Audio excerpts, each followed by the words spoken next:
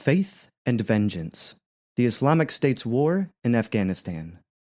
Since its formation in 2015, ISKP has been killing civilians and fighting the Taliban in a wave of violence unlike anything the country has seen before. This is the inside story of the group's rise, fall, and possible rebirth. It was August 15th, 2021, and the last U.S. troops were still sheltering at Kabul airport, waiting for the war to end when the purge began. For 20 years, the Taliban had been waging an insurgency in the name of jihad against foreign occupation.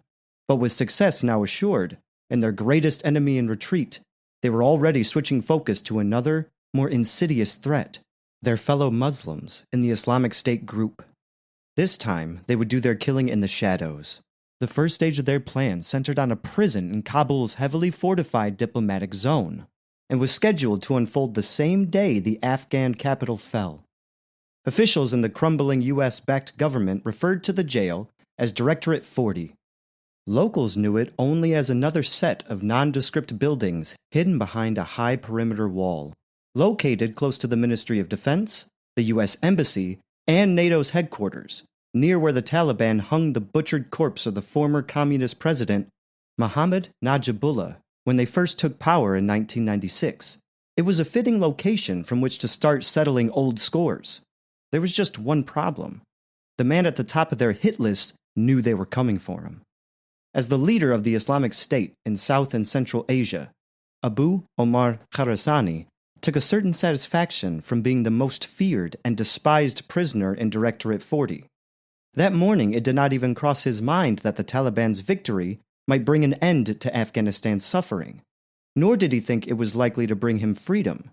Instead, he regarded the Americans' withdrawal as an opportunity to reignite his own armed struggle, either back on the battlefield himself, or as a martyr whose death would inspire other Muslims to rise up in his name. Khorasani had been in Directorate 40 for 10 months, and though he had not been tortured like other prisoners held before him in the custody of the intelligence service, confinement had taken its toll. His naturally wiry build had given way to a slight paunch and a solid muscular physique. His hair was heavily receded at the front and hugged down at the back in long, lank curls that spilled toward his shoulders. He looked a decade older than his 37 years, but his mind was still sharp, and his sense of purpose undimmed. In truth, there was something of the philosophical sadist about Khorasani, and he was able to cope better than most with life in prison. He loved to read and write, and frequently lost himself in the labyrinth of his own thoughts. Although he saw himself as a soldier, he would be better described as an ideologue, who liked to intellectualize the horrific violence he unleashed. It was this characteristic that made him a dead man walking. Under Khorasani's leadership, the Islamic State's Afghanistan chapter had been locked in a brutal, low-level civil war against the Taliban for years, only to be defeated and pushed to the brink of irrelevance. Hundreds of his men had died or been forced into hiding, and in spring 2020, he had been arrested. Every day since then, his feelings of anger and humiliation had steadily grown. Directorate 40 held the most senior insurgents left in Afghanistan's prison system, and, in many cases, their wives and children as well. Only a fraction of the 1,500 or so inmates were affiliated with the Islamic State, however. The vast majority of them were Taliban commanders who hated Khorasani and everything he espoused. Given the odds stacked against him, a less obdurate man might have spent those final few hours before the Taliban's victory trying to save his own skin by asking for the other prisoners' forgiveness. But that was not Khorasani's style. He had been an outsider for much of his life, and no amount of time in jail could smooth the chip on his shoulder. Khorasani was born in the district of Sauke, or Chowke, in Kunar, eastern Afghanistan, on December 24, 1983. The second son of a typically large family, he was actually named Zia-ul-Haq Zia. He underwent his primary education at a local madrasa, an Islamic religious school, until the 6th grade, before transferring to madrasas in Bajur and Peshawar in Pakistan, where he went on to learn calligraphy and achieve a master's degree in Islamic studies. He was fluent in Pashto, Dari, Arabic, and Urdu, and proficient in English, and as a young man he had loved nothing more than learning. At one point while in Pakistan, he even enrolled in an online Islamic studies course run by an institute in Canada. Although it would be easy to depict him as evil given his later actions, no one who knew him well in his youth ever described him as such, nor did anyone suggest he was insane. Those close to Khorasani back then regarded him as polite, erudite, and confident in his own skin. But he was also an outsider. Unlike most Sunni Muslims in Afghanistan, Khorasani was brought up as a Salafi, a member of an austere branch of the faith that is prevalent in Saudi Arabia and looks only to the Prophet Muhammad and his immediate followers for guidance. His parents raised him that way, as part of a small but thriving community that had existed in Kunar for decades. In keeping with Salafi custom, Khorasani practiced his religion conservatively as a young man, but didn't try to impose his beliefs on others. In 2000, before his graduation in Pakistan, he married the uneducated granddaughter of one of his aunts. Female guests at the wedding ceremony in the Mohammed tribal agency played the duff, a tambourine made of goatskin. Khorasani regarded music as un-Islamic, but he was about 16 years old at the time, and willing to bend the rules of his faith if it made other people happy. He and his wife would go on to have 10 children together, 6 sons and 4 daughters. Khorasani returned to Kunar from Pakistan in 2004 and took a job as a teacher in Sauke before going on to become the principal of the local madrasa he attended as a child.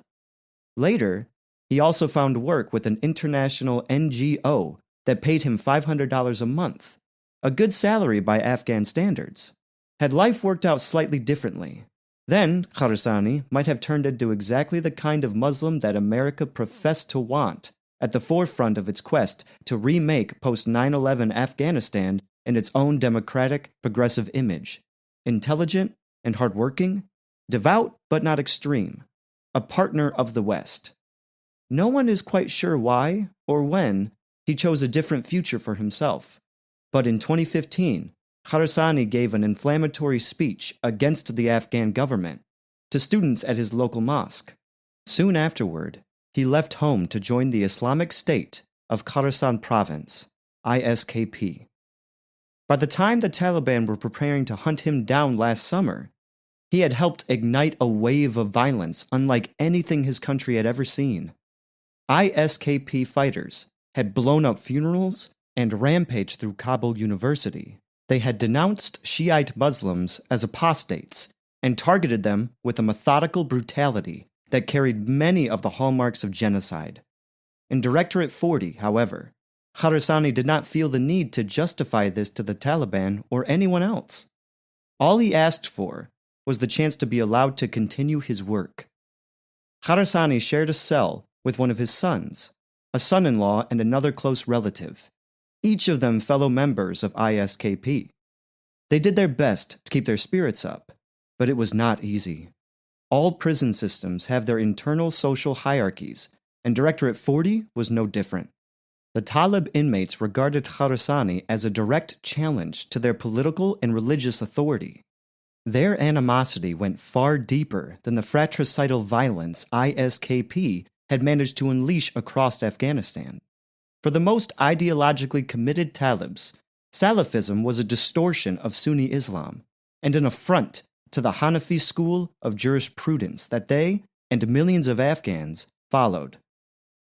Khorasani and the other ISKP members believed the opposite was true, and it was impossible for either side to compromise, at a national level or within Directorate 40 itself. Throughout his confinement, Khorasani had lived with Talib inmates, calling him and his family Kharijites, repressive and rebellious Muslims who had willingly defected from Islam's true teachings. In turn, he viewed the Talibs as munafiqun, hypocrites who had sold out the jihad by negotiating with the Americans during the long withdrawal process leading up to last summer. Tension had often erupted at prayer times, when the Talibs jeered and insulted the ISKP prisoners, because of the distinct way they prayed. The fall of the Afghan government on August 15th last year promised both sides the reckoning they had been waiting for.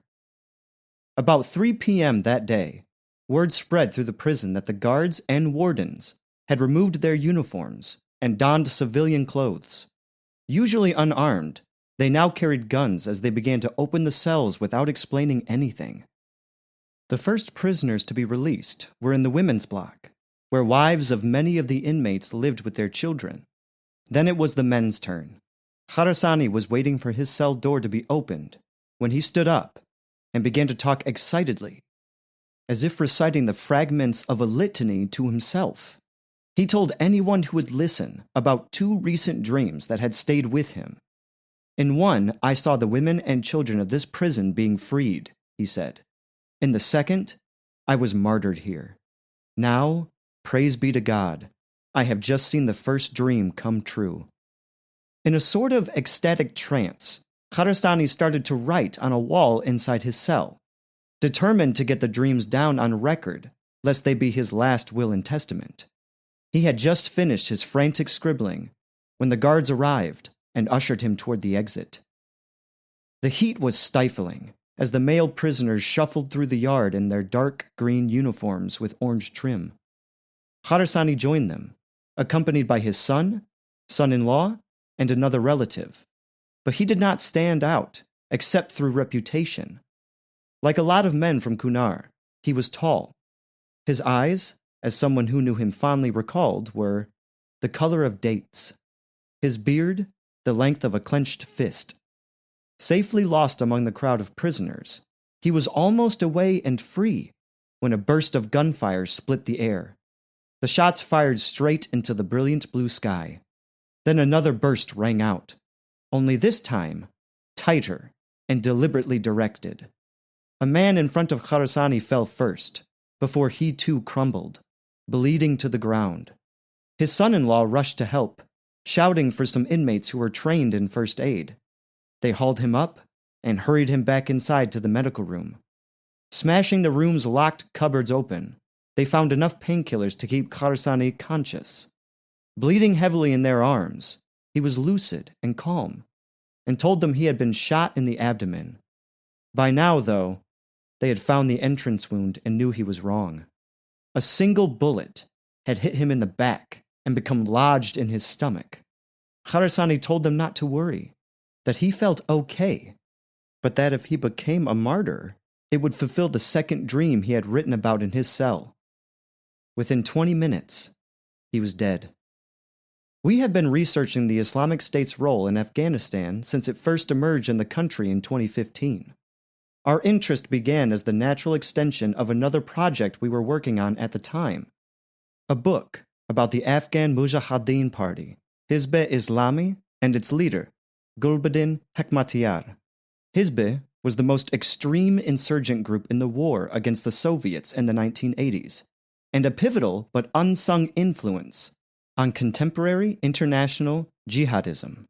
Even when its ideological relevance and military strength waned, it helped al-Qaeda in practical ways that would have far-reaching consequences for Afghanistan and the West. Most notably, after the 2001 US-led invasion, Hizb sheltered Osama bin Laden and his deputy leader, Ayman al-Zawahiri, in Khorasani's home province of Kunar. At a safe house in Iran, meanwhile, it put up Abu Musan al-Zarqawi, the future godfather of the Islamic State Central, which strategically coordinates the movement's operations throughout the world. Kharasani was just an apolitical teenager in those days, and had no direct ties to any of this. But a subtle link is worth noting in passing. The village in which he grew up during the 1980s and 1990s was in territory controlled by Hizb. We cannot say for certain whether that influenced his later activities, but it would be remiss to ignore the potential impact of childhood on any adult's life. Like any insurgent, or, to use language some of our readers might prefer, terrorist, Kharasani was a product of his environment. He was a consequence of history, and, though he lived and died by his own decisions, he did not act alone. his ideas and methods can be understood only in the context in which they were formed, a context in which the lines of responsibility were often blurred.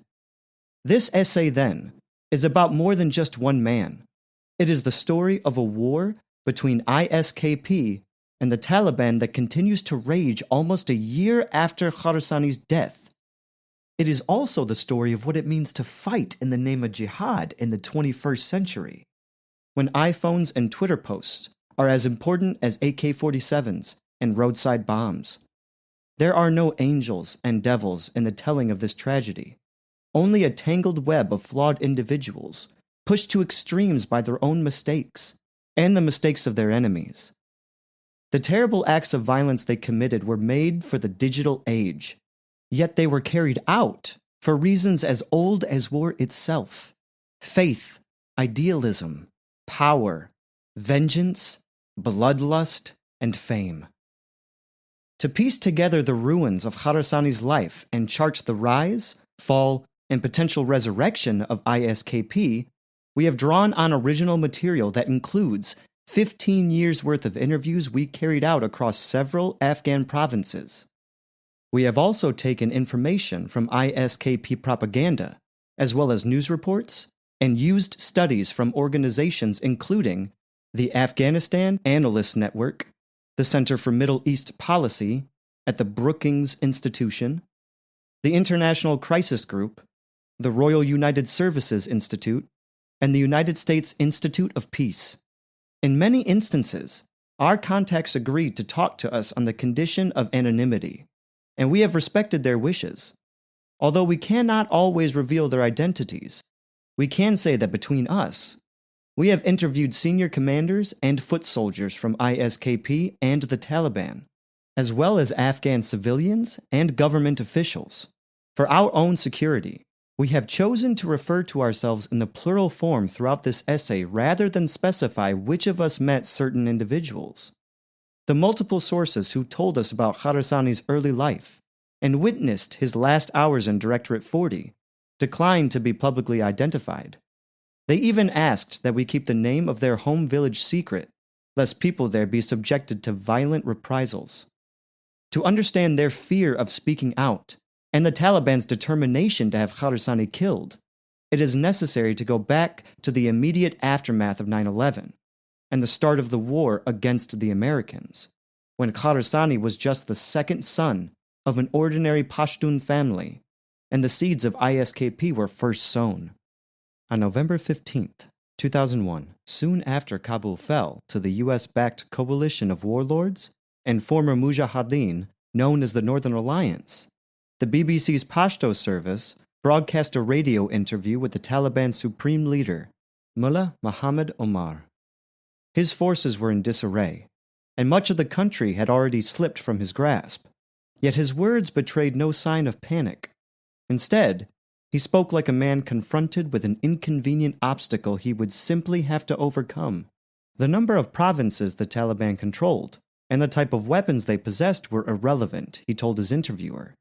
The real matter is the extinction of America, and, God willing, it will fall to the ground. In time, what seemed like the delusions of a failed theocrat came to resemble something closer to prophecy. Those Talibs lucky enough to survive the initial wave of U.S. airstrikes and evade arrest in that early phase of the war fled into the Afghan countryside or crossed the border into Pakistan. Around a year passed before several hundred of them regrouped and began to plot their fight back. Maulawi Fazullah Hanif, an ethnic Tajik from northern Afghanistan, was among them. Before the invasion, Hanif had lived and worked alongside Mullah Omar in Kandahar as a special representative for his home province of Badakhshan. After the invasion, he made his way to Pakistan, where he was arrested by the army before being handed to the police and sent back to Afghanistan. Undeterred, Hanif told us, he returned to Pakistan. He spent time studying at a madrasa in Khyber Pakhtunkhwa before making his way to Balochistan on the southwest border with Kandahar. There, in an isolated area of woodland sometime around early 2003, he and a few hundred fighters came together at a makeshift Taliban training camp designed to drill them in the tactics of guerrilla warfare. Two of the most senior militants in attendance were Jalaluddin Haqqani, the patriarch of what the U.S. came to call the Haqqani Network, and Tahir Uldash, the leader of the Islamic Movement of Uzbekistan, IMU. Both would play central roles in the eventual rise of ISKP and the Taliban's purge against it. Uldash was from Namangan, in eastern Uzbekistan, and rose to prominence in the late 1990s after declaring jihad against his own government, the brutal dictatorship of Islam Karimov. While taking refuge in Afghanistan under the first Taliban regime, he became one of the foreign fighters closest to Mullah Omar. In contrast to many of his peers, Uldash was a natural on the battlefield and in the pulpit. At the training camp in Pakistan in 2003, he enjoyed acting as imam for the fighters as he switched focus from waging war against Uzbekistan's government to resisting the U.S. occupation of Afghanistan. Uldash saw the world as a place inhabited only by Muslims and the enemies of Muslims. For the Taliban in 2003, that meant he was perfect for the task at hand. The fighters in Balochistan trained for 50 days before dispersing, with many of them returning to their home provinces to kickstart the insurgency. As a mid-ranking commander, Hanif was tasked with raising support for the Taliban in Badakhshan. Haqqani had far more influence than most of the trainees, so he and his family focused their activities on multiple provinces in southeast Afghanistan, particularly Khost, Paktika, and Paksha. The charismatic Uldash, meanwhile, made it his job to strengthen ties among the IMU, the Taliban, and Al-Qaeda in Pakistan's tribal areas. On their return to Afghanistan, the Balochistan trainees awakened dormant networks and recruited new members. They were also bolstered by a growing number of madrasa students willing to join the Taliban's cause as suicide bombers. The United Nations recorded 17 suicide attacks in Afghanistan in 2005, compared with just 5 throughout the previous 4 years. In 2006, the number rose to more than 120. The chief advocate of this tactic was Mullah Dadullah, a ruthless and courageous Taliban commander who would give his own brothers-in-arms a hard lesson in the dangers posed by groups like ISKP.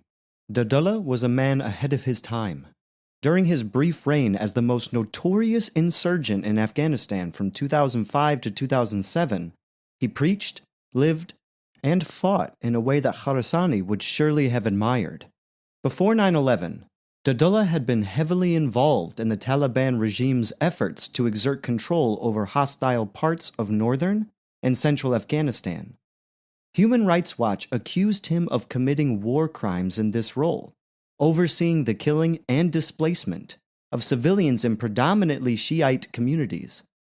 After the U.S. invasion and occupation, Dadullah was the first high-level Talib to embrace the idea of extreme violence as a kind of macabre theater that could be used to promote the insurgency to a national and international audience.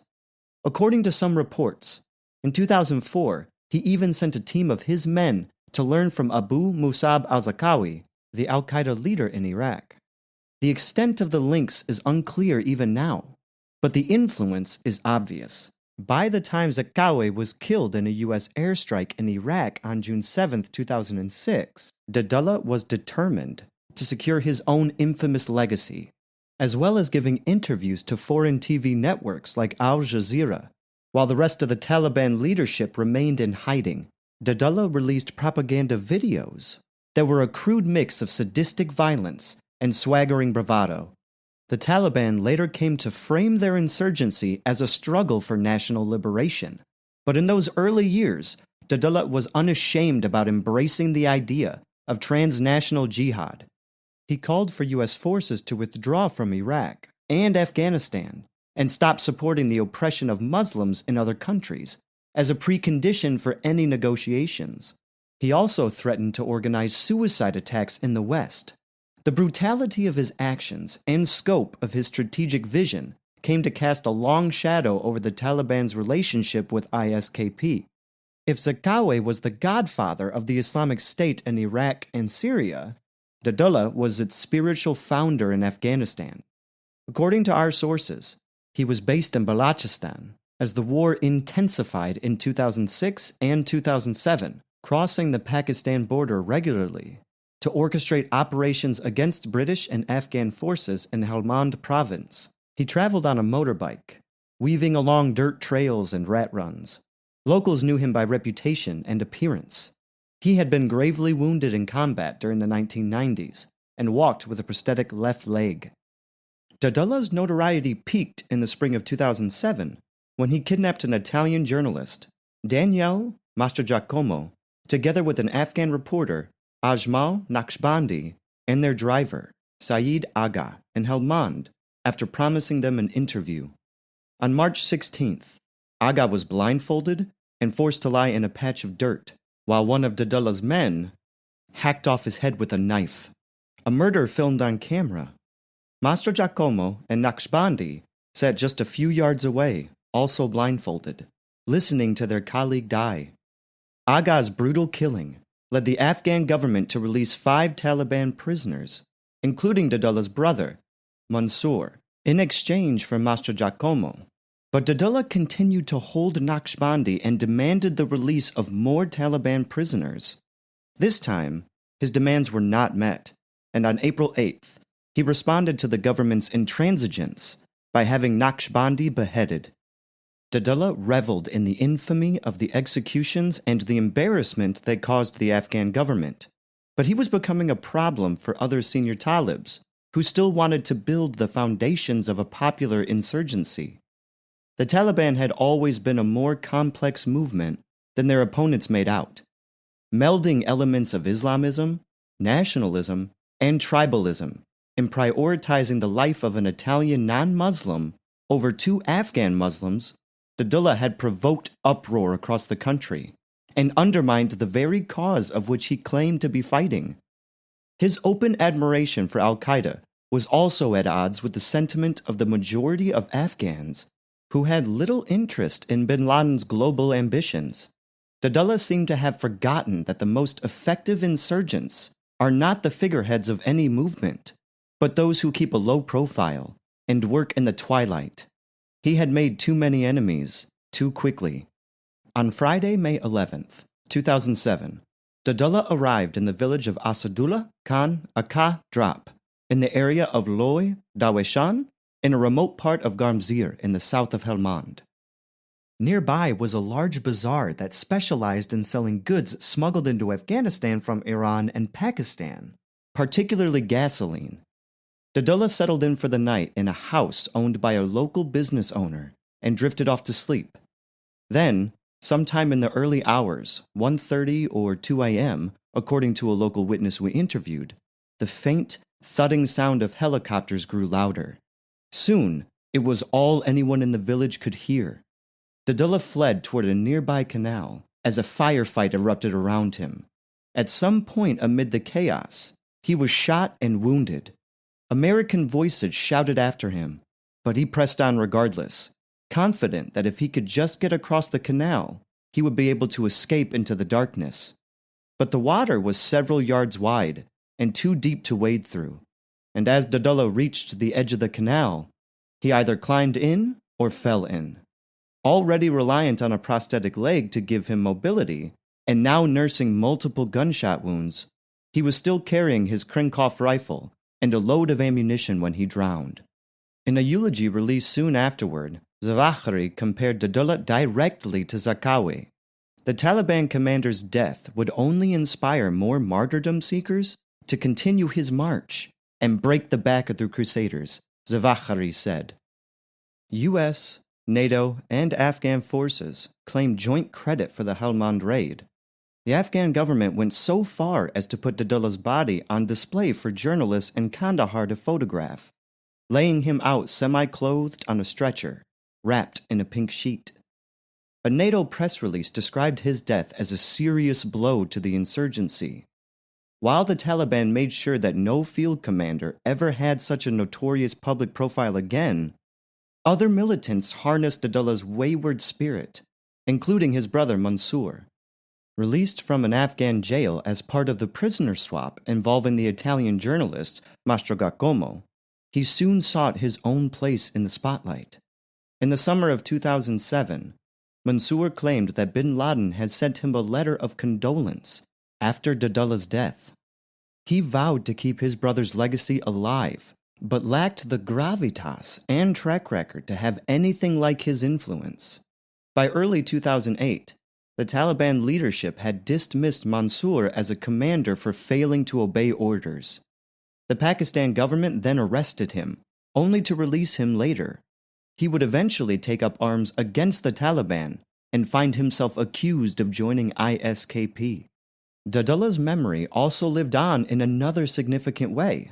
Even today, rumors persist that the foreign troops who hunted him down were acting on intelligence leaked by senior figures inside the Taliban who feared he was out of control and threatening the ideological purity of their jihad. A similar rationale drove the purge of ISKP that began in Directorate 40 some 14 years later. Dadullah was from Urezgan, a province of barren mountains, dry riverbeds, almond orchards, and cannabis fields just north of Helmand and Kandahar. The Taliban fought hard there in the months after his death, ambushing Dutch troops from the NATO coalition and seizing territory in outlying districts. By the fall of 2007, however, NATO was trying to push back militarily and in the battle for public support. The underperforming and unpopular provincial governor had just been sacked when the U.S. ambassador to Afghanistan, William Wood, visited the provincial capital, Terincout, and sat down for an interview with us on October 22, 2007. Wood was determined to put a positive spin on the war and portrayed the Taliban's increasing activity locally and nationally as a sign of their desperation. They had given up on winning hearts and minds, he insisted, and were now shifting toward tactics more readily associated with terrorist groups than insurgents. They are weaker, but in their weakness, they're also more brutal, and that is, I think, the reason why people have a sense that they might be stronger, was the way he put it.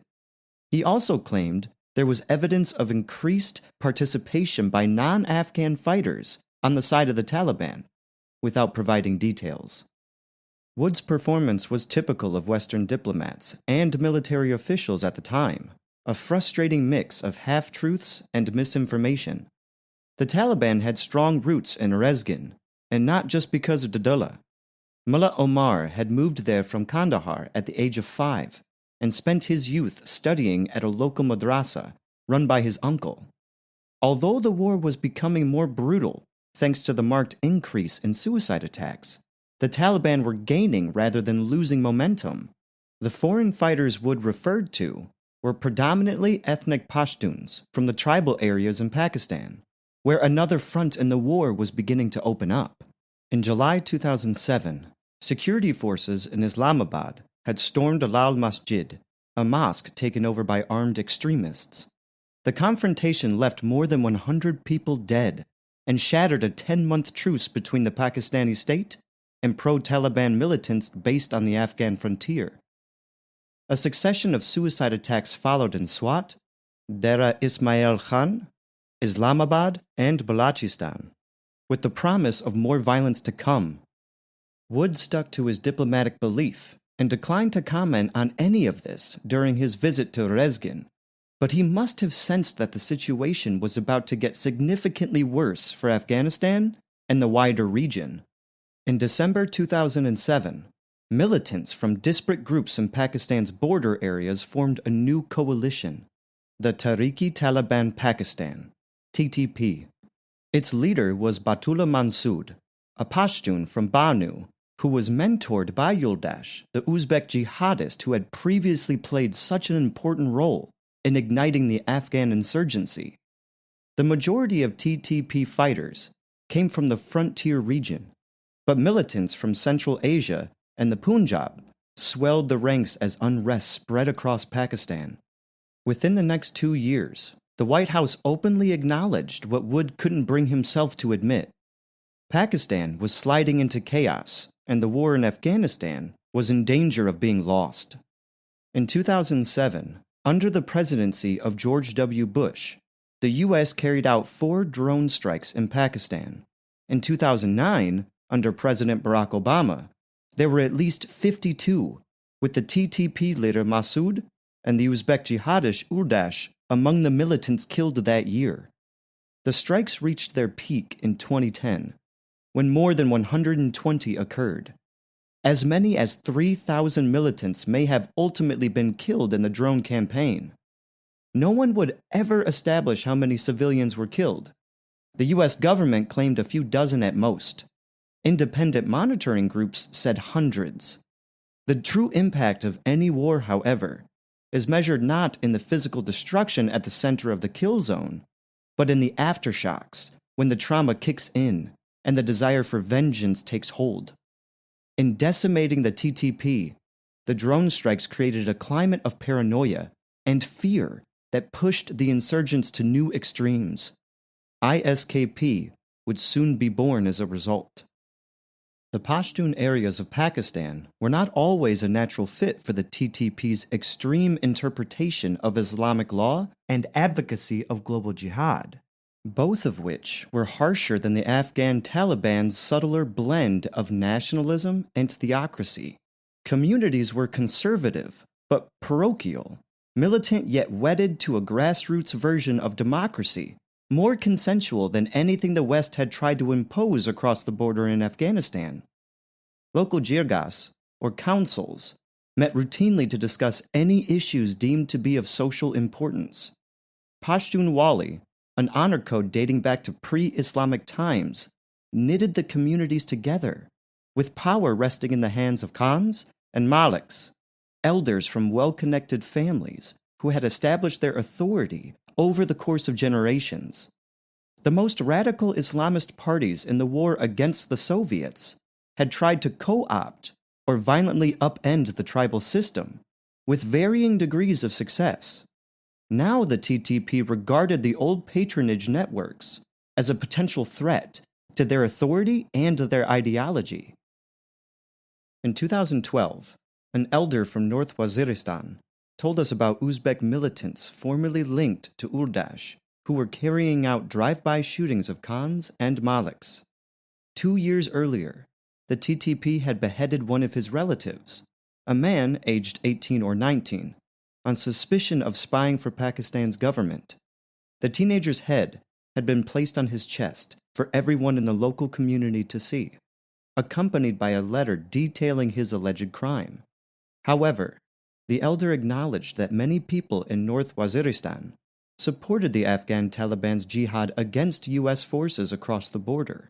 When a local Talib, Zar Ajam, was executed by the Afghan government for taking part in an attack on a bank in Jalalabad that killed dozens of people in 2011, the elder escorted his body home to a hero's welcome.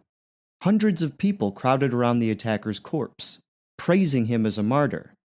Sirajuddin Haqqani, the son of Jalaluddin Haqqani, and the unofficial chief of the Haqqani network, ensured the Talib's family were rewarded financially for their sacrifice, a policy he would continue as Minister of Interior Affairs when the Taliban retook power in Kabul a decade later. During these same years, a trickle of disaffected TTP fighters crossed into Afghanistan, confident they would be safe from the drone strikes and Pakistani military operations there. The fleeing insurgents were now able to exploit the very same tribal culture they had previously tried to undermine. Most of them drew on family ties and shared histories that spanned the border to settle in the province of Nangarhar, south of Kunar. In keeping with Pashtun traditions of hospitality and Islamic notions of brotherhood, villagers welcomed them as muhajiran, immigrants who had fled their homes in a time of strife and persecution. Kharasani, the former teacher turned NGO worker, who would go on to take charge of ISKP, was still living quietly in Kunar at this point, but his destiny was edging closer. By 2014, the war had ripped through Pakistan, the land in which he had studied and married, and spread across Afghanistan. In such circumstances, it was only natural that a man in his early 30s would start to wonder what the future might hold for him and his children. As Kharasani mulled over that same question, he found himself looking for guidance from an Iraqi with a messiah complex and a thirst for medieval-style savagery. On July 4th, 2014, the leader of the Islamic State Central, Abu Bakr al-Baghdadi, stood at the minbar of the Great Mosque of al-Nuri in Mosul, northern Iraq, and declared himself the new caliph. He urged all Muslims to join his struggle. If you want the promise of God to be fulfilled, then do jihad in the cause of God. Incite the believers, and be patient in the face of his hardship, he said. Born in 1971 in Samarra, central Iraq, Baghdadi was a descendant of the Prophet and possessed a doctorate degree from the Islamic University of Baghdad. Once a prisoner of U.S. forces in Iraq, he seemed to embody the curious combination of hubris and humility that would become such important features of the Islamic State's murderous appeal. In his Mosul speech, Baghdadi pleaded with supporters to advise him when he went wrong, even as he laid claim to be the leader of all Muslims on earth. His announcement could not have come at a more sensitive time for Afghanistan.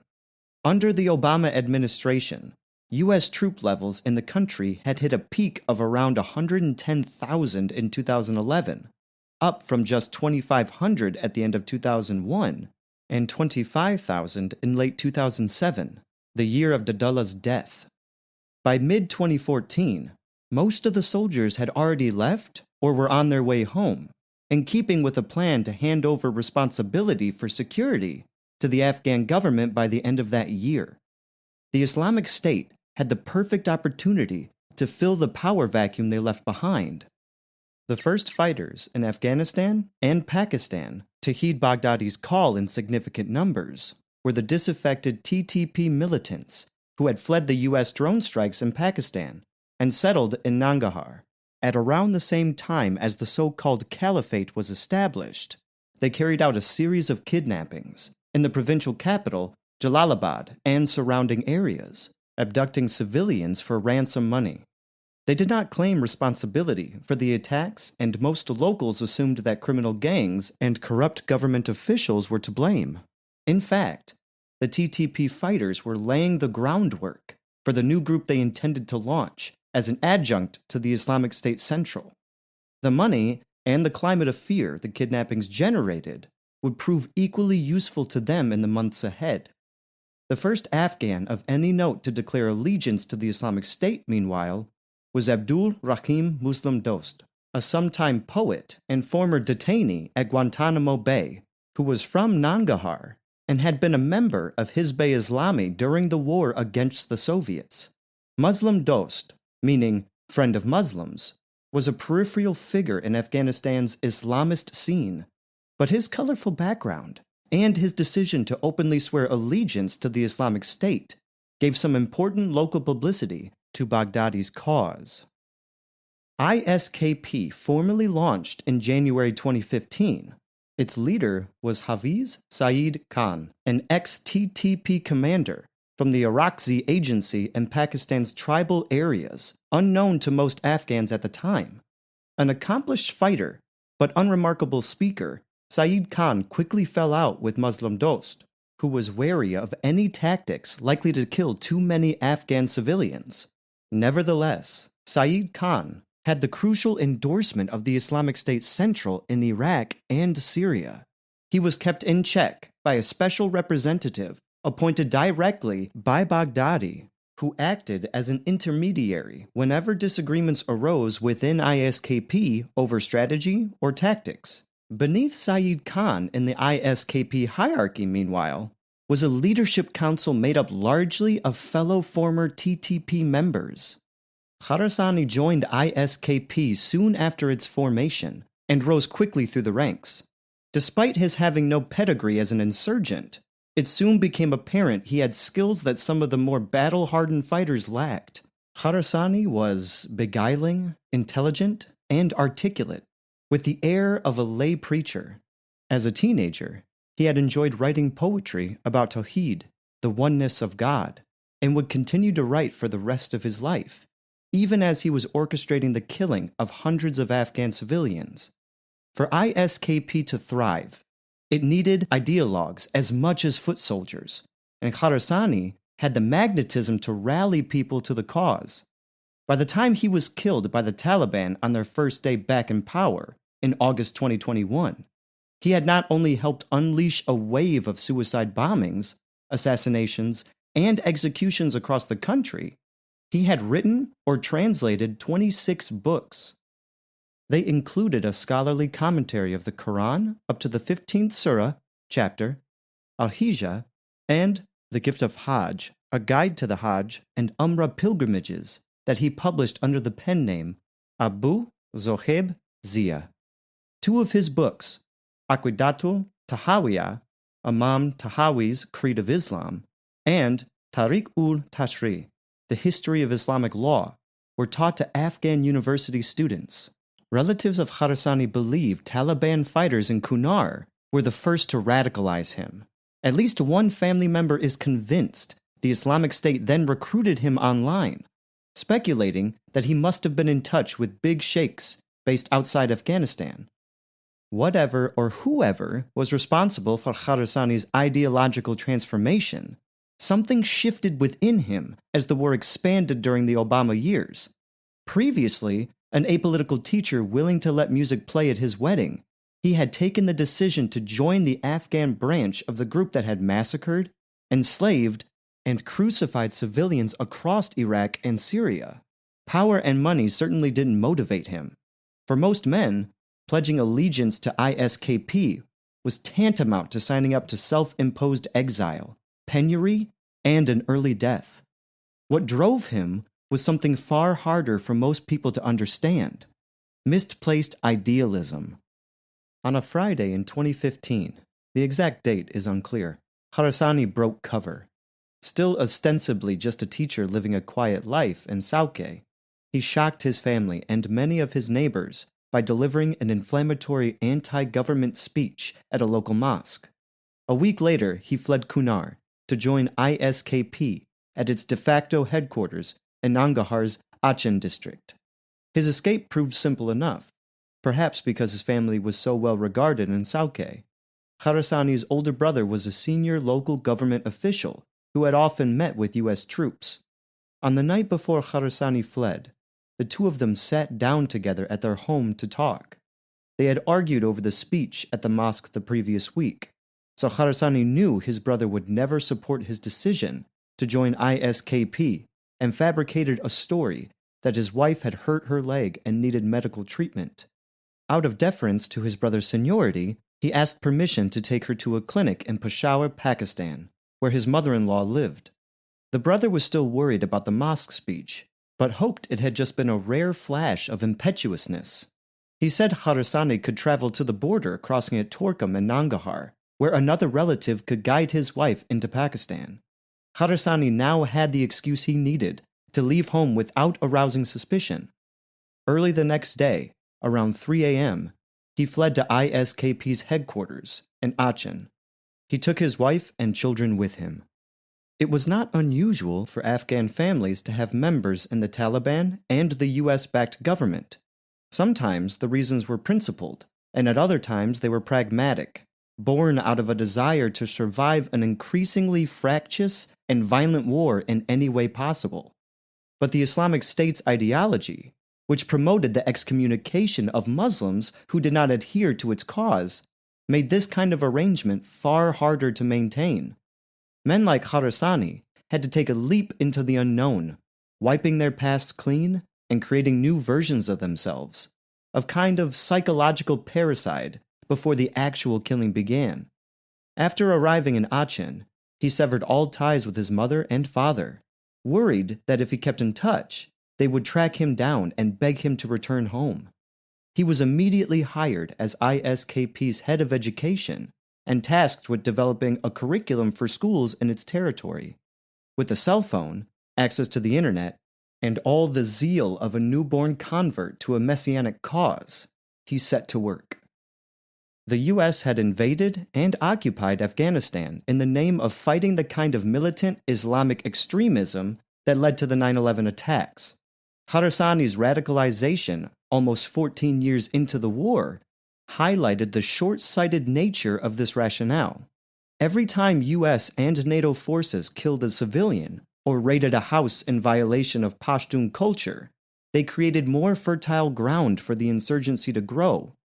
The corrupt, predatory nature of the Afghan government, meanwhile, lent credence to the claims of ISKP and the Taliban that only an oppressive Islamic state could cure the nation of its ills. In April 2013, 11 children in Kharazani's home province of Kunar were killed in a U.S. airstrike. In August 2014, 15 civilians were killed in a joint U.S.-Afghan mission in Logar province near Kabul. None of us will ever know how many other incidents like these happened away from the media spotlight, but a new generation of jihadists was emerging from the bloodshed and the corruption, one that believed in ideas even more radical than Al-Qaeda's.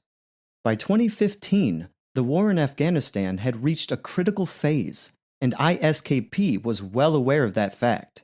US and NATO forces had handed responsibility for security over to the Afghan government as scheduled.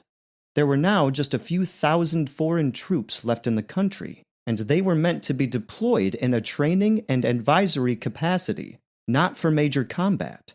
The Afghan government was also more divided than ever following a bitterly contested presidential election that needed intervention from the U.S. Secretary of State, John Kerry, to be resolved.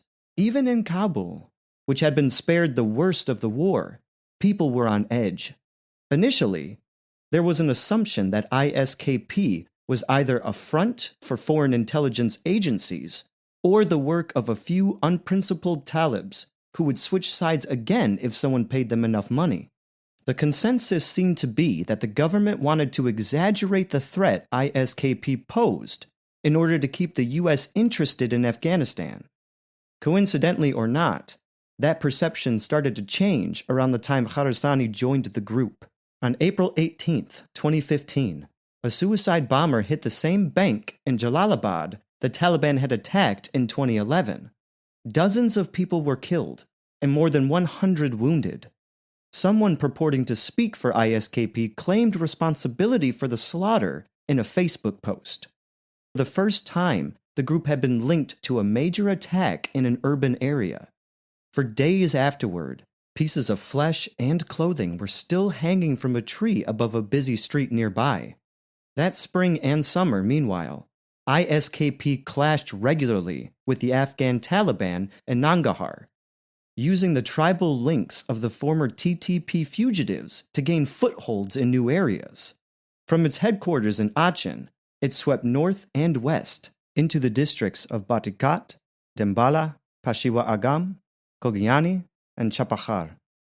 In June 2015, the Afghan Taliban leadership wrote a letter to the leader of the Islamic State Central, Abu Bakr al-Baghdadi, calling on ISKP to cease all recruitment. The plea was rejected out of hand. Rather than agree to wage jihad only under the Taliban's command, as the letter requested, ISKP was intent on further expansion in Afghanistan. Its ambitions were encapsulated in a new online propaganda campaign of audio and video messages. Delivered in a mixture of Pashto and Arabic, the propaganda was designed to attract recruits and generate funding. It was also designed to terrorize the population. One ISKP film released in July was about a young man identified only by the name Sangar, who was accused of swearing allegiance to the caliphate while working as a spy for the US.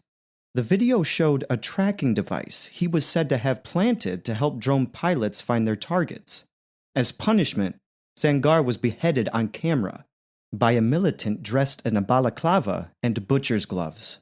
His execution was carried out in Nangarhar in broad daylight, in front of a crowd of villagers that included several children. Soon after this video was released, ISKP issued a 24-minute audio message from its leader, Saeed Khan, which dwelled on similar themes of paranoia and vengeance.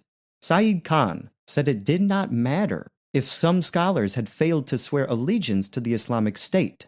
It was everyone's duty to take it upon themselves to join regardless of the example set by others. The time for dialogue had passed, he stressed. Stop talking with the enemy over military radios and on the telephone about stupid issues. You only need to pray and to fight them, he said. In one passage that might have resonated with Kharazani in Directorate 40 6 years later, Saeed Khan addressed prisoners who were in Afghan government jails, urging them to work for ISKP and promising to take revenge on their behalf. Stay hopeful. We will remember you, he said. The most effective piece of ISKP propaganda that summer, however, came in early August, with a 4.5-minute film that made news across the world. It began with a long preamble explaining that a month earlier, on the 22nd day of Ramadan, 3 tribes of Nangarhar, the Adakhil, Babakhil, and Rendakhil, had met with the apostate Afghan government and ISI slaves, the Afghan Taliban. At the meeting, the video claimed the 3 tribes agreed to start a war against the Islamic State in the Momand area of Nangarhar. The tribes were accused of helping the U.S. carry out airstrikes that killed several ISKP fighters. The film went on to show ISKP taking revenge against 10 members of the tribes its militants had captured. Blindfolded and with their hands bound, the prisoners were led across a grassy hillside shrouded in mist. They were then made to kneel in a line on top of explosives dug into the earth and blown to pieces. Just as the TTP had tried to destroy the social fabric of Pakistan's tribal areas, so ISKP was now targeting the tribes of Nangarhar. The release of this last video was perfectly timed. ISKP's enemies were all in the state of flux or crisis. In the middle of 2015, the Taliban seemed more vulnerable than at any point since the fall of their government in 2001. In late July, just days before ISKP released footage of the tribal representatives being killed in Nangarhar, a Taliban statement confirmed that the movement's leader, Mullah Omar, had died from natural causes. Soon afterward, the Taliban even provided a date for his death, April 23, 2013. For more than 2 years, senior members had been covering up the news from their own commanders and foot soldiers, going so far as to release false edicts in his name. The admission, which only came after the Afghan government publicly made the claim, threatened to split the Taliban's ranks. It also risked undermining the Taliban's standing within international jihadist circles, a reputation they had worked hard to quietly rebuild since 2001. After the formation of the Islamic State's caliphate in Iraq and Syria, bin Laden's replacement as al-Qaeda leader, Zawahiri, had gone so far as to claim that Mullah Omar would be a better fit for the role of caliph than Abu Bakr al-Baghdadi. Now everyone knew he had been promoting the credentials of a dead man. The Taliban have always viewed their social conservatism as a countervailing force against political radicalism. Understanding this is essential to understanding their war against ISKP, a little-known Afghan group named Qudam-ul-Furqan, Servants of the Quran, helped inform their outlook. Emerging in the 1950s and early 1960s from a madrasa in Ghazni province, Qudam included a mix of religious students and scholars. Afghanistan was still a monarchy at the time, but radical social, political, and economic changes were beginning to take hold as the US and the Soviet Union used soft power to compete for strategic influence in the country.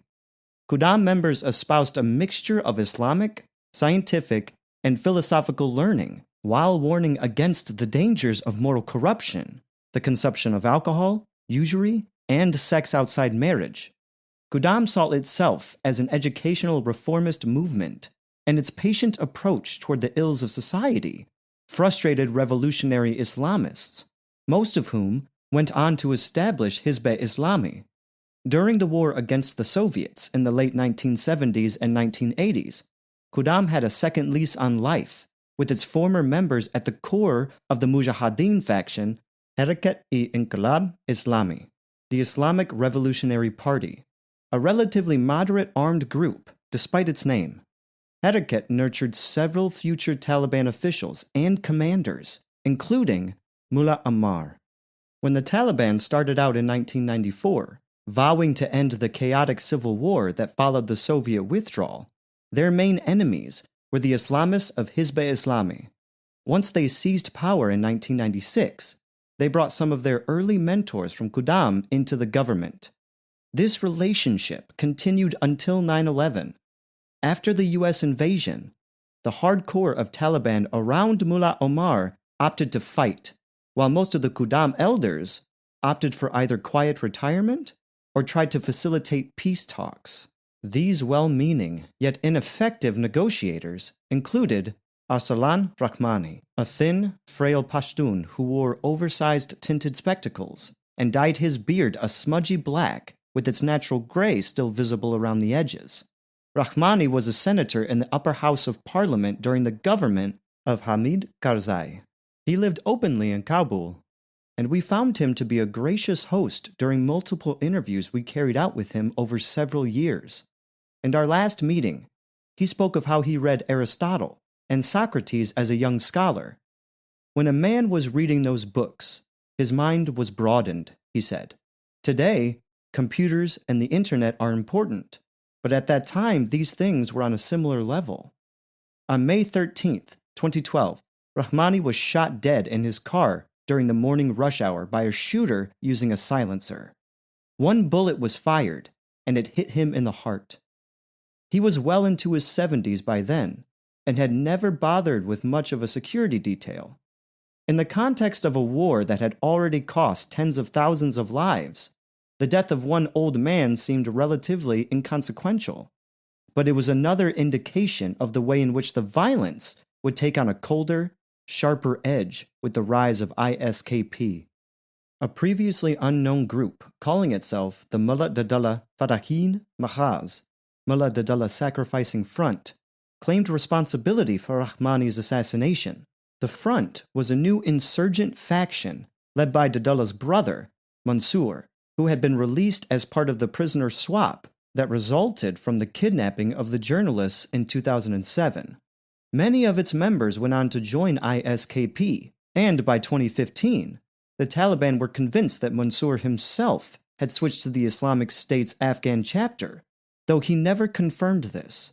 Fearing mass defections in the wake of announcing Mullah Omar's death, the Taliban responded to the threat of the front and other splinter groups by forming the Red Unit, an elite force of insurgent commandos tasked with hunting down rivals.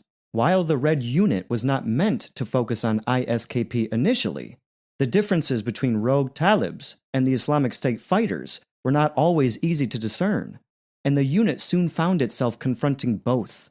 Equipped with camouflage uniforms, night vision, 82mm rockets, and M4 U.S. assault rifles, seized on the battlefield or bought on the black market, it was divided into several battalion-sized teams of 300 to 350 men. One of its first targets was Mansour, who issued a videotaped message in September 2015, claiming the Taliban had been taken over by lecherous and malicious people. A man in his brother's image, he knew it would provoke a reaction and welcomed the prospect. Mansour and his small band of rogue Talibs had established a stronghold in Haq-e-Afghan, a district in the southern province of Zabul. From there, they were able to raid the main highway connecting Kabul to Kandahar and kidnap dozens of civilians, including women and children. Most of the victims were Shiite Muslims from Afghanistan's Hazara community, traditional supporters of the post-9/11 order, who the government cannot afford to alienate. As anger over the abductions grew in Kabul, and the administration of Ashraf Ghani failed to act, the Taliban sensed an opportunity to improve their own public image while also eliminating the old problem of Mansour and the Dadullah family once and for all. First, they sent a delegation of muftis and clerics to Haq-e-Afghan in an attempt to persuade Mansour's group to surrender. When the talks broke down, the Red Unit moved in. It was November 2015, and scores of Mansour's fighters were killed by the Taliban's commandos. The Red Unit also captured 9 militants from Uzbekistan, put them on trial in a makeshift court, and hanged them. Mansour escaped the initial fighting, but the Red Unit commandos tracked him down by monitoring radio traffic between his men. They arrested him, took him to an isolated valley, and shot him dead. A cold-blooded execution that foreshadowed Kharazani's killing in Directorate 40. A Red Unit commando, Qazizai, later told us he was sure that Mansour had joined ISKP. He claimed Mansour's fighters even gang-raped one of their female hostages before pouring petrol over her and burning her to death when she tried to escape. The real problem for the Taliban, however, lay in the east of Afghanistan, where the hardcore of ISKP was still centered. In the late summer and early fall of 2015, a rope ran across the entrance to the Momand Valley in Achin, marking the start of ISKP territory.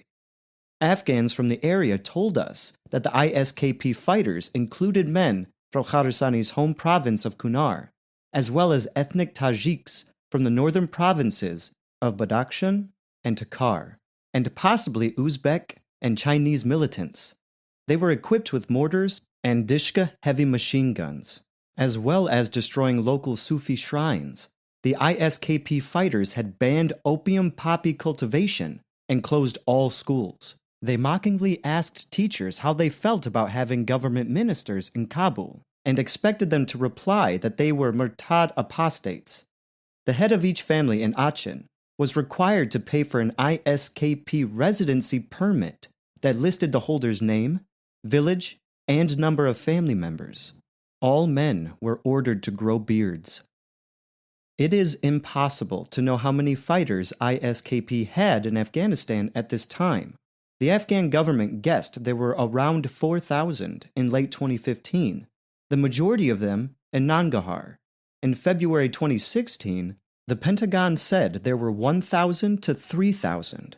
Whatever the correct figure, ISKP continued to attract new members even as it made more enemies.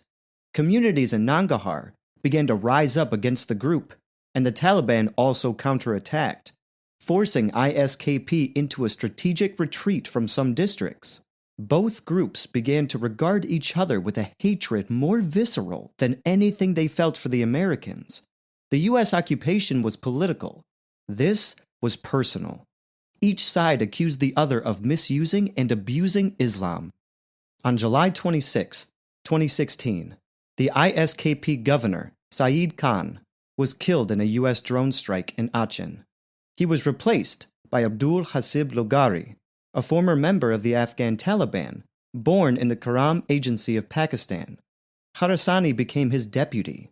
Now an obvious target for the Americans, Kharazani adopted new security precautions, cutting himself from the internet and no longer communicating via cell phone.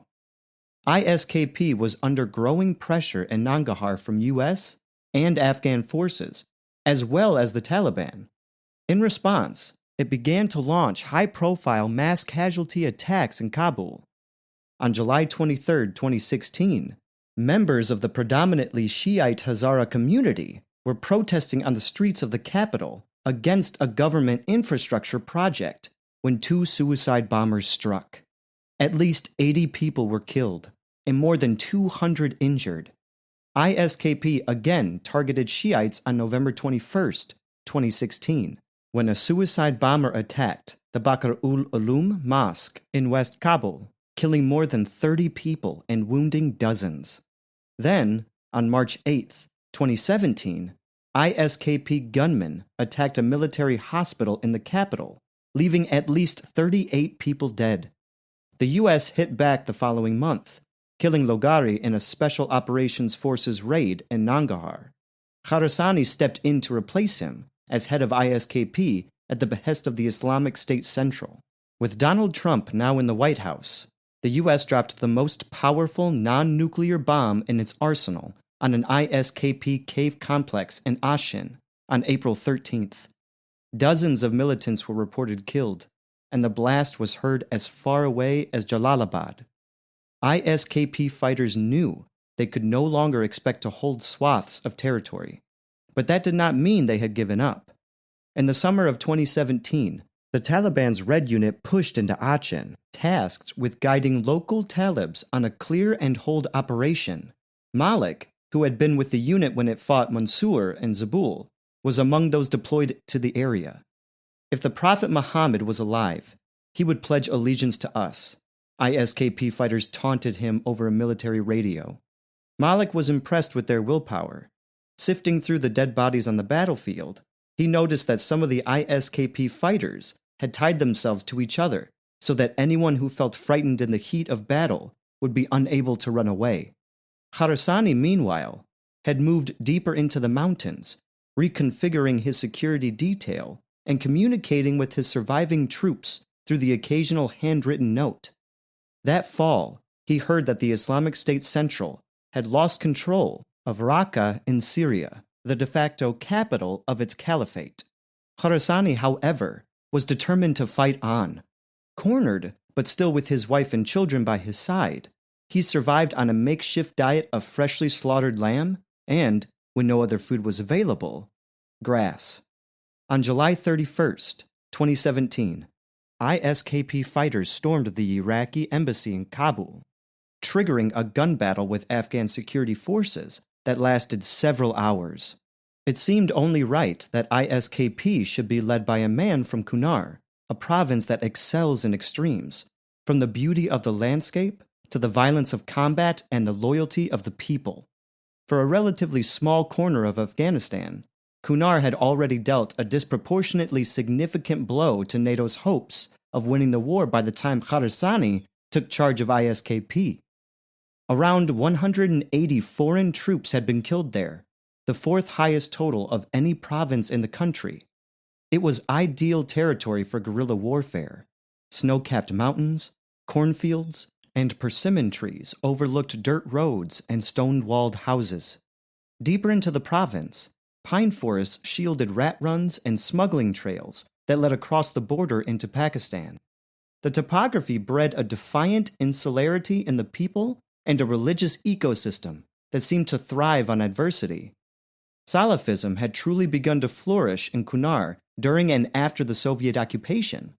In 1990, a small Mujahideen party, Jamaat al-Dawa ila al-Quran wal-Sunnah, led by a former Hizb-e-Islami member, Maulawi Jamil-ur-Rahman, established a short-lived Islamic emirate in the province. Run according to Salafi doctrine, the emirate attracted funding from Saudi Arabia, but lacked the military strength to survive for long and ultimately imploded in a violent power struggle with Hizb. Given this history, as well as the post-9/11 influence of al-Qaeda locally and the porous border with Pakistan, Kunar was always likely to be somewhere that ISKP could count on for support, and so it proved. One of the early testing grounds for ISKP in Kunar was the district of Shagal, where a growing number of fighters were starting to gravitate toward the group as early as 2016. Many of them were drawn in through personal ties they had with the old Mujahideen party Hizb-e-Islami. Some had been in the party themselves. Others had family members who had once fought for it against the Soviets. For them, ISKP was a new and improved version of Hizb, militarily and politically ambitious, international in outlook, uninterested in the Taliban's parochial nationalism, prepared to kill anyone who got in the way of its vision for an Islamic state. In early 2002, bin Laden had found protection in Shagal under the Hizb commander, Kashmir Khan, a fact we document in detail in our book, Night Letters. Since then, many Hizbis elsewhere in the country had either joined the US-backed government in Kabul or opted to lay down their guns and live quiet lives. There was never much chance of that among the hardcore jihadists of Shagal. When we visited Shagal to interview Kashmir Khan in the summer of 2016, one of the guides who walked us through the mountains in the dead of night was a tall, thin man who wore old sandals and wrapped himself in a thick scarf. Friendly and inquisitive, he liked to pass the time talking about politics and international jihadist movements. After our first meeting with him, we learned he was the nephew of a prominent local Hizb commander who was close to Kashmir Khan. He was also a key member of ISKP. responsible for running the group's prison system throughout Afghanistan. When we met him again soon afterward, he was open about his affiliation, pulling out his smartphone to show us propaganda videos from the Islamic State Central in Syria and Iraq. On January 24, 2018, ISKP attacked the offices of the British NGO Save the Children in Jalalabad, killing at least 6 people. Jalalabad was, of course, just a short drive from Kunar. ISKP was adapting to its new reality, holding territory where it still could, but also showing an increasing willingness to hit urban areas with big attacks. On another visit to Chagall a short time later, we met the ISKP official who served as the group's shadow governor for Kunar, Sharullah Inqilab. He was the brother of another Hizb commander who was also contemplating joining the group. Inqilab was killed in a drone strike that April. Although these were only snapshots of ISKP, they offered us a vastly different picture to the images of heavily armed fighters driving around in expensive SUVs that we had once been used to seeing coming out of Syria.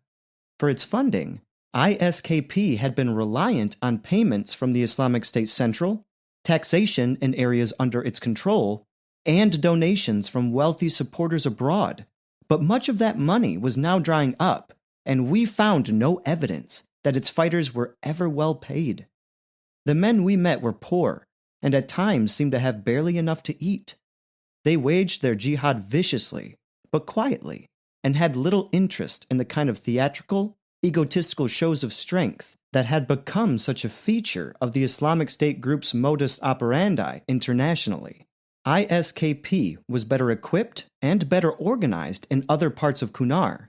In 2017, it made inroads into Khorasani's district of Sauke. Fighters were initially sent to the Taliban-held Dawagal Valley in secret and told to live as ordinary citizens while they developed a local network of supporters. They then launched a coordinated attack on the Taliban, forcing them out in a matter of days. Once they were operating in the open, ISKP's men wore military uniforms and covered their faces until residents said they would only cooperate with them if they dressed in civilian clothes. The militants agreed, and a semblance of peace settled over the area. Schools and medical clinics were kept open, and ISKP was still in charge in Dawagal in 2019. Referring to the group's militants as the fighters of the caliphate, one resident, a 48-year-old father of 5, told us they would stop teenage boys and run their fingers through their hair, looking for any cell phone SIM cards they might be trying to hide as spies. They also searched them for the lesser offense of carrying cigarettes and chewing tobacco, even looking to see if their teeth were stained. Anyone deemed guilty of smoking received 10 lashes with a leather whip. One man caught using tobacco was ordered to fill up the water tank of the local mosque by collecting water from a river dozens of yards away with a Pepsi can. People, however, seemed happier with ISKP and Dawagal than they had been in the group's headquarters of Ashin. At least the system of government was clear, the 48-year-old told us. The caliphate is more powerful than the Taliban in Kunar, he said. It is smaller in number, but stronger. ISKP had also taken control of the Badial Valley in the district of Narang from the Taliban, seizing it without much of a fight. We visited the area in May 2019 and managed to interview residents away from the presence of any ISKP militants. A 33-year-old man told us he was happy with their rule, comparing it favorably to life under the Taliban. The Taliban's courts implemented their decisions slowly. They took tribal issues as well as Islam into account, but the caliphate isn't like that. They say there are no tribes in Islam, he said. The ISKP members and Badial were drawn from the local community and surrounding districts.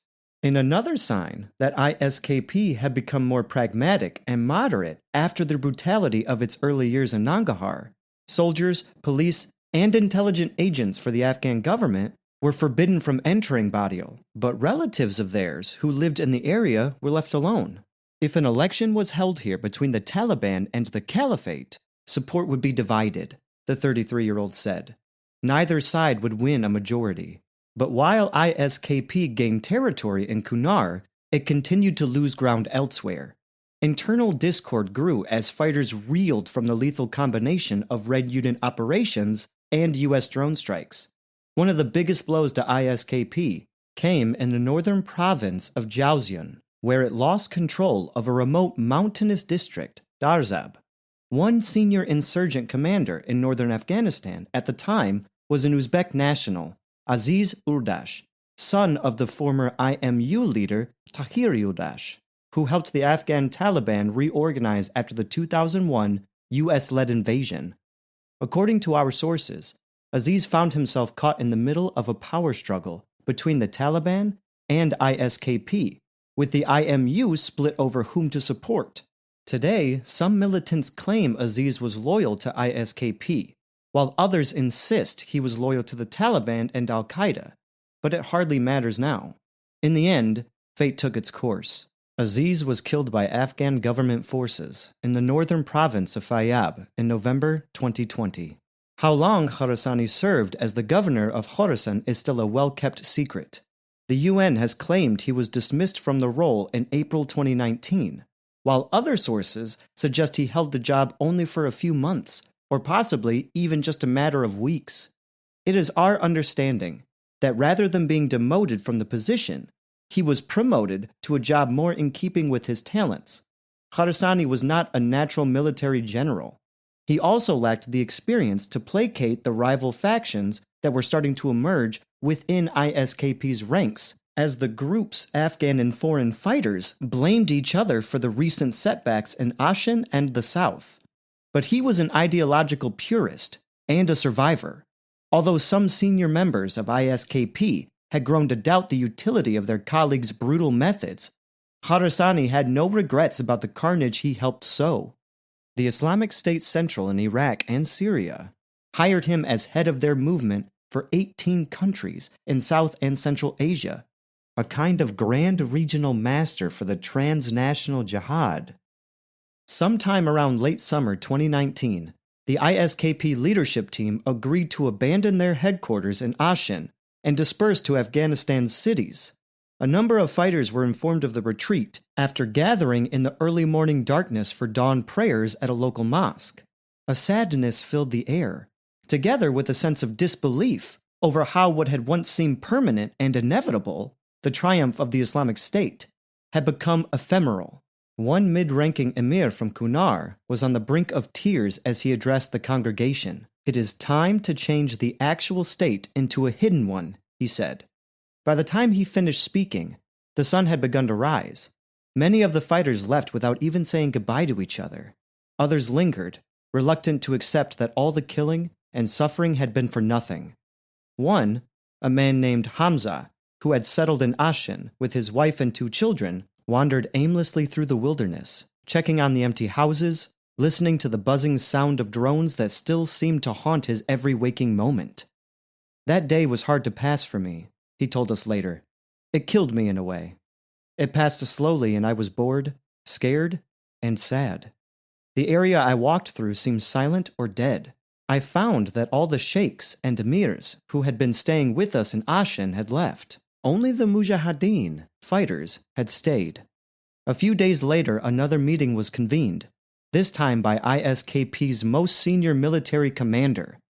He was unsure whether he was meant to stay and make one last stand with his men, or order a full evacuation.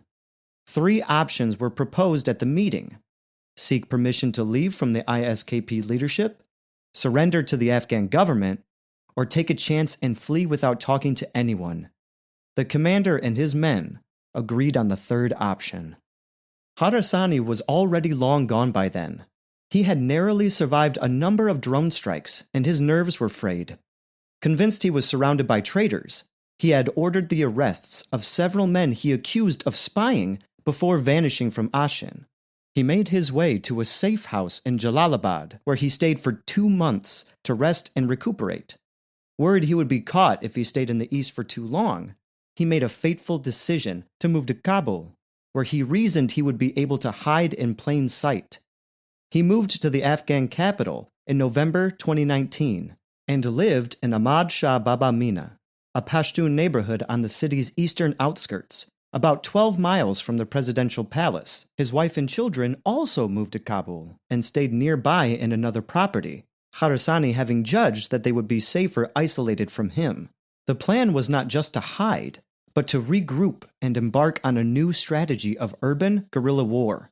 In the words of Abu Osman, another fighter from Kunar, who described this period to us some months later, ISKP intended to hide inside the enemy's territory and hit them from there. Khorasani had not been in Kabul long when, on February 29, 2020, the Trump administration and the Taliban signed a peace deal in Qatar.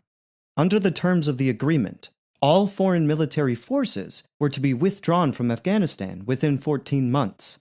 In exchange, the Taliban, deferentially referred to in the text as the Islamic Emirate of Afghanistan, pledged not to cooperate with any groups threatening the security of the U.S. and its allies. After almost 19 years of intractable conflict, the deal was a significant diplomatic breakthrough, yet it was also an act of willful negligence, a way for the Americans to cut and run without seeming to do so.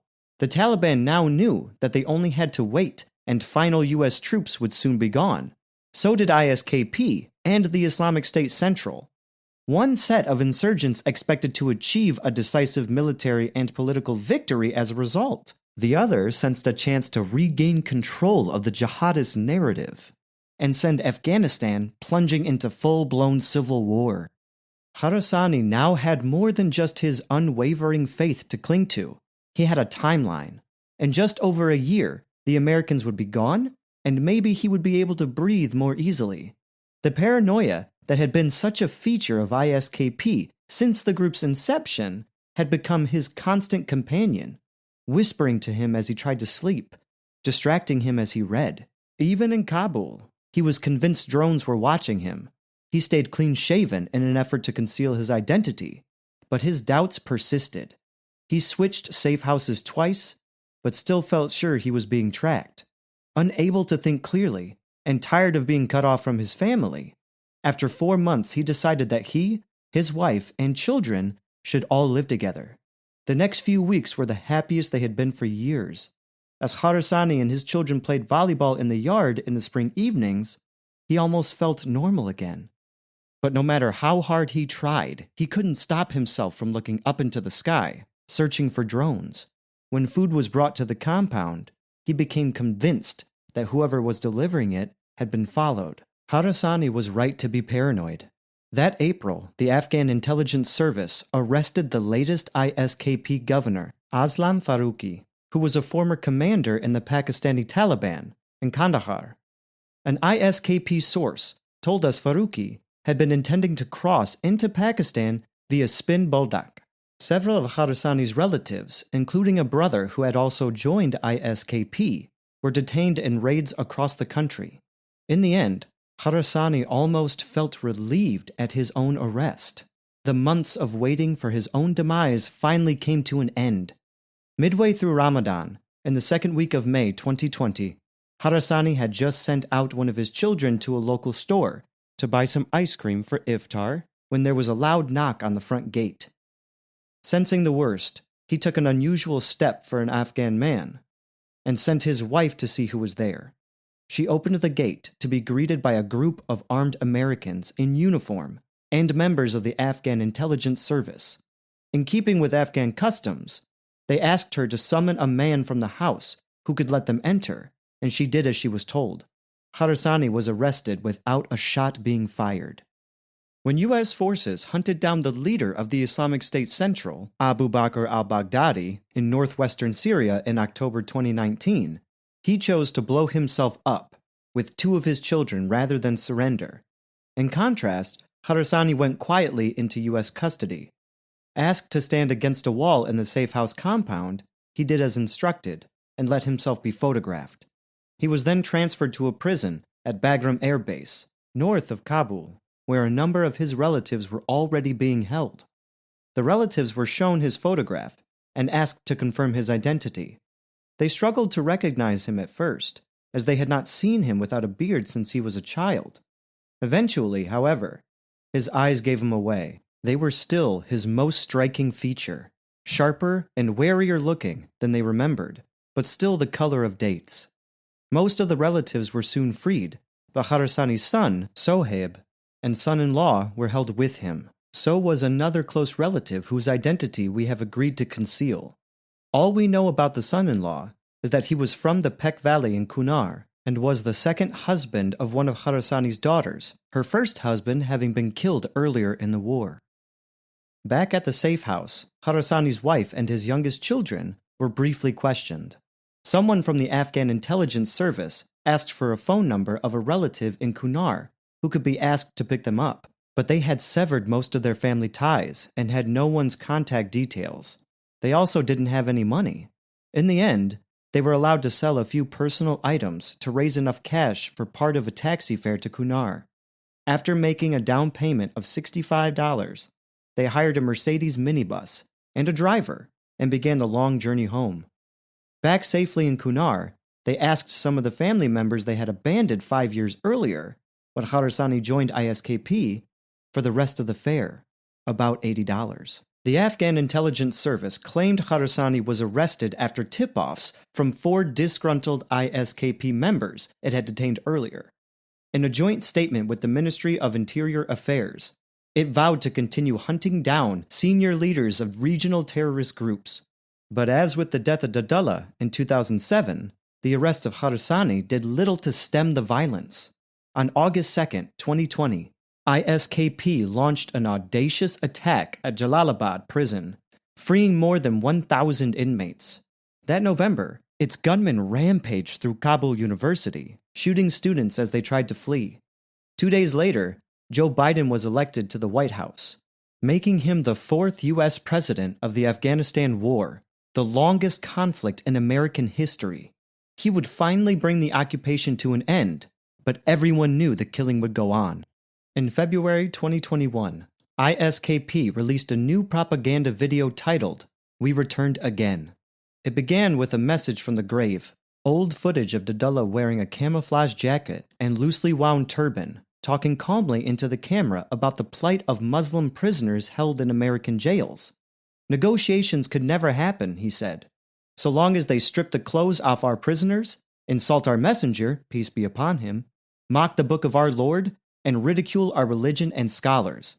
As Dadullah spoke, footage of the former U.S. Secretary of State, Mike Pompeo, and the U.S. Special Representative for Afghanistan, Zalmay Khalilzad, flashed up on the screen. Of those who dared to negotiate with the Americans, Dadullah said, "We will behead them." For Khorasani, there was still a sliver of hope. He was held in Bagram for several months before being transferred to Directorate 40, where he shared a cell with his son, son-in-law, and another close relative. The 4 of them kept their morale high as best they could, finding solace in the small pleasures available to them. They talked religion and politics and loved to buy dried fruit that was brought into the prison and sold to inmates. Sitting cross-legged on the floor of their cell, they shared the produce out on pieces of paper because they had no plates or bowls. But it was hard for Khorasani to forget the reality of his surroundings for long. Although he was not physically abused by any of the guards, the psychological pressure of confinement took a toll. Sometimes he was made to sit in front of a computer and questioned via video link by Westerners he assumed were American military or intelligence officials. His personal interactions with the outside world, meanwhile, were carefully controlled. Unlike Taliban prisoners held in Afghan jails over the years, who always seemed able to get messages out to fighters in the field, Khorasani was cut off from his men. The wardens and guards let him continue with his religious writings, however.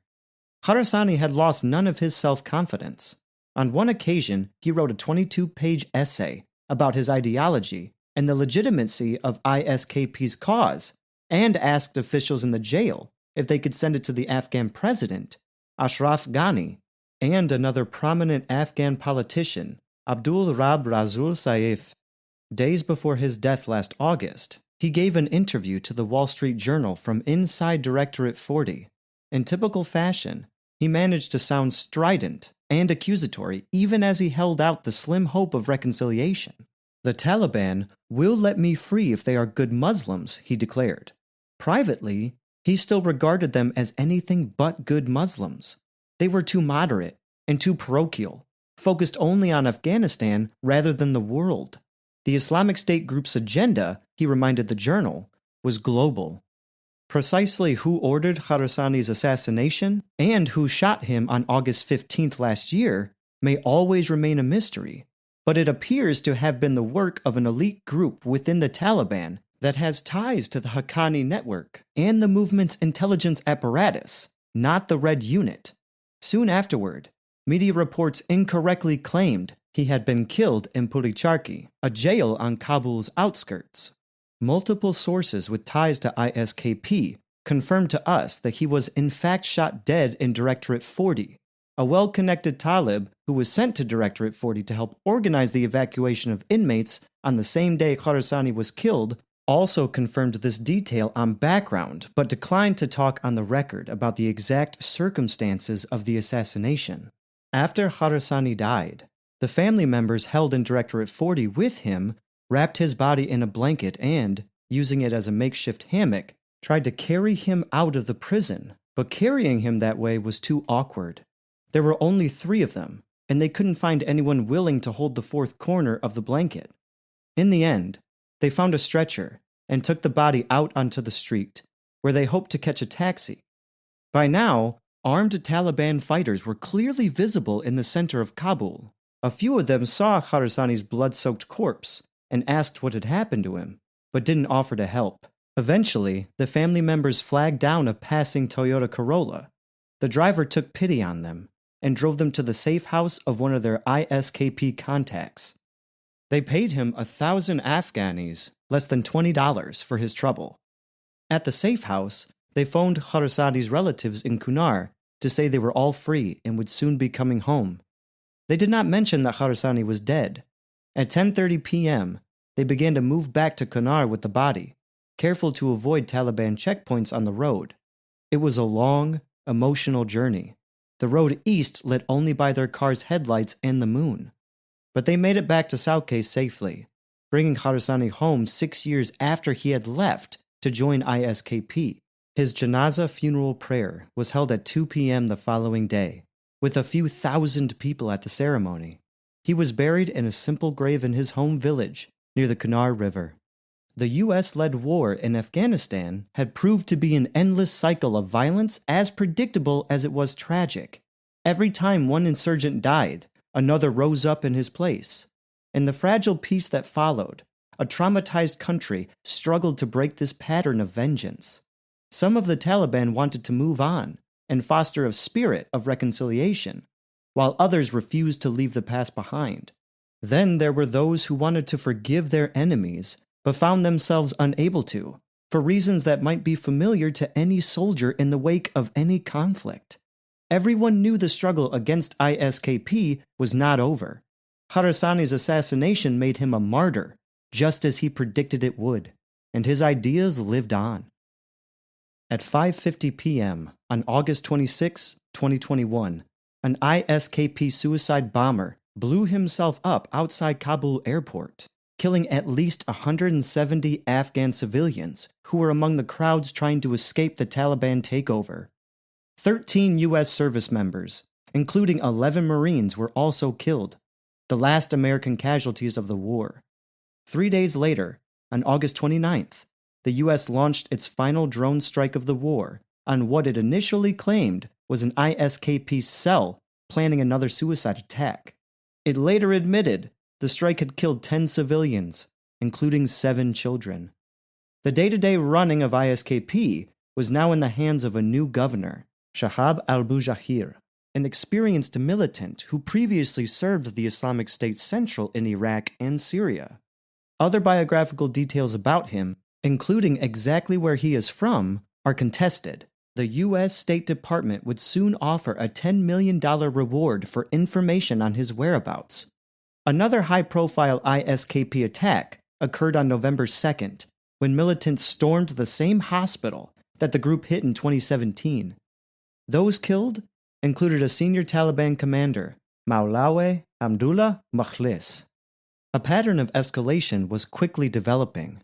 The Taliban were hunting down ISKP members and ISKP was trying to hit back even harder.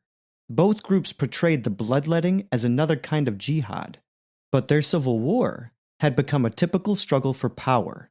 The purge that began with the killing of Kharazani continued under the auspices of the General Directorate of Intelligence, GDI, the intelligence service of the Taliban administration. The GDI is led by a former Guantanamo detainee, Abdul Haq Wazik, who is part of the older generation of Taliban who came of age pre-9/11, but it draws much of its power and strategic acumen from Talibs with ties to the Haqqani network. Drilled for years in urban and rural combat and well accustomed to secrecy and discipline, the Haqqanis proved ready and willing to take the fight to ISKP. A Taliban commander, whose work involves occasional coordination with the GDI, gave us an insight into how the intelligence service liked to operate. Stationed in the Bagrami district of eastern Kabul, he had been tasked with setting up security checks in the area soon after the Taliban's victory last summer. It seemed like a routine task until members of the GDI summoned him to a briefing. One of them gave us full details about the threat posed by Daesh. ISKP warned us that Daesh fighters were in the Taliban's ranks and told us about possible attacks by them, he recalled. A few days later, the GDI contacted the commander's team leader and passed on information about an ISKP safe house where fighters who had managed to escape from Afghan jails were hiding out. The commander and his team went to the house, a single-story, mud brick structure, and were greeted by a young man who claimed to be living there with his family. The Taliban searched the house and found no firm evidence of ISKP activity. But there were no women at all in the compound, and that was unusual for a family home. They ended up arresting 4 middle-aged men from eastern Afghanistan and 3 other males the commander described as very young boys. The prisoners were blindfolded and handed over to the GDI that same day without even being questioned. In Kabul, Kunar, and Nangarhar, innocent members of Afghanistan's Salafi community began to complain of being sucked into the war between the Taliban and ISKP, targeted by the new government for no reason other than their faith. Rumors of summary executions were rife and reported in some detail by Human Rights Watch. In September 2021, a Salafi cleric, Sheikh Abu Obaidullah Mutawakkil, was found dead in Kabul after disappearing. The Taliban denied responsibility for his murder and any other disappearances. That December, the Taliban's GDI released a slick propaganda video bragging of its operations against the Kharijites. A voiceover said ISKP members were letting the infidels rest but fighting against Muslims. They were deviants who misinterpreted the Quran and sowed fitna, sedition, the video said. Fighting and killing them was therefore not only permissible, according to the Hadith, but also encouraged. Any Muslim who did so would find themselves closer to God in the afterlife. Almost a year has passed since the Taliban retook power. Across the country, ISKP safe houses continue to be raided, and ISKP continues to respond with suicide bombings designed to sow sectarianism, targeting Shiites, Sufis, and Sikhs. In northern Afghanistan, ISKP has also fired rockets toward Tajikistan and Uzbekistan. The Taliban have struggled with the mundane challenges of government and are divided over key policy issues, yet they still have far more support from the public than ISKP is ever likely to enjoy. Afghanistan is a multi-ethnic, multicultural country with a long history that cannot be erased by the grandiose aims of the invaders and ideologues who have sought to shape it in their image over recent decades. But it is also a troubled, fractious place full of people still trying to come to terms with the horrors they have lived through. Those cracks offer ISKP a glimmer of hope. Kharazani never gave up on his goal of establishing a radical Islamic state, and the men who survive him will not either.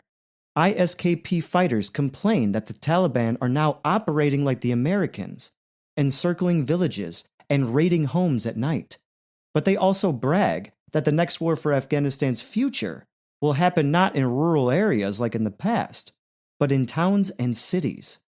That's where ISKP has sleeper cells waiting to hit soft targets with attacks that grab the media's attention and offer a sense of purpose to a new generation of angry, principled young Muslims whose identities have been forged over generations of warfare. There is only one certainty in Afghanistan: the jihad never ends.